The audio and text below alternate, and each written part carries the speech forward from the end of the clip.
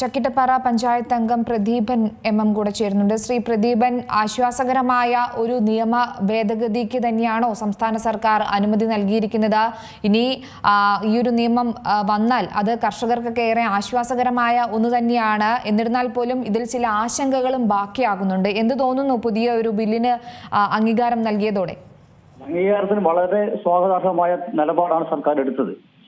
ഏതാണ്ട് നമ്മുടെ പ്രദേശം എന്ന് പറയുന്നത് മലയോര മേഖലയാണ് ചക്കിട്ടപ്പാറയിലെ ഏതാണ്ട് ജനവാസ മേഖല ഏറ്റവും ഫോറസ്റ്റുമായി ബന്ധപ്പെട്ട് 1/2 മീറ്റർ പോലും അകലമില്ലാത്ത പ്രദേശമാണ്. കാർഷിക വിളകൾ മാത്രമല്ല മനുഷ്യന്റെ ജീവനും വളരെ ഭീഷണിയായി. ഇന്നലെ തന്നെ പേരാമ്പ്ര എസ്റ്റേറ്റിൽ ഒരു തൊഴിലാളിയെ ആന ചവിട്ടി പരിക്കേൽപ്പിച്ച് ഇപ്പോൾ ഐസിയിലാണ് കോഴിക്കോടുള്ളത്. വളരെ സീരിയസ് ആയി കിടക്കുകയാണ്. വളരെ സ്വാഗതം ചെയ്യുന്നു സർക്കാരിന്റെ ഈ തീരുമാനം. ചക്കിട്ടപ്പാറയിൽ വന്യമൃഗങ്ങളെ സ്ഥിരമായി പുറത്ത് നാട്ടിലേക്ക് ഇറങ്ങുന്ന ഒരു സ്ഥിരം സ്ഥലം തന്നെയാണ്. നമുക്കറിയാം, മനുഷ്യജീവന് ഏറെ ഭീഷണി ഉണ്ടാകുന്ന ഒരു സ്ഥലം.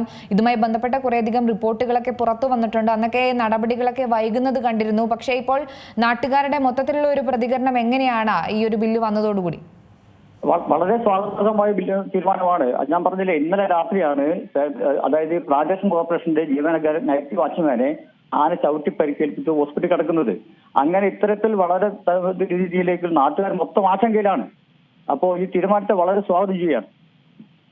ഇതിനിടയിൽ ചില സ്ഥലങ്ങളിൽ നിന്നുള്ള കുറച്ച് ആരോപണങ്ങളൊക്കെ വരുന്നുണ്ട്. ഇതൊരു ഈ വോട്ട് എടുത്തിരിക്കുമ്പോൾ മലയോര ജനങ്ങളുടെ വോട്ട് പിടിക്കാൻ വേണ്ടിയുള്ള ഒരു തന്ത്രമാണെന്നൊക്കെ. അങ്ങനെ ഇതിനെ കാണാൻ സാധിക്കുമോ? കാരണം ഇതിന്റെ ദുരനുഭവം അനുഭവിച്ചു. അത് അങ്ങനെ ഒരു കാരണവശാലും ആരും അങ്ങനെ പറയില്ല. കാരണം അത്രയും ആളുകൾ കർഷകർക്ക് അല്ലെങ്കിൽ ജനങ്ങൾക്ക് ആകെ ഉപകാരപ്രദമായ തീരുമാനമാണ്.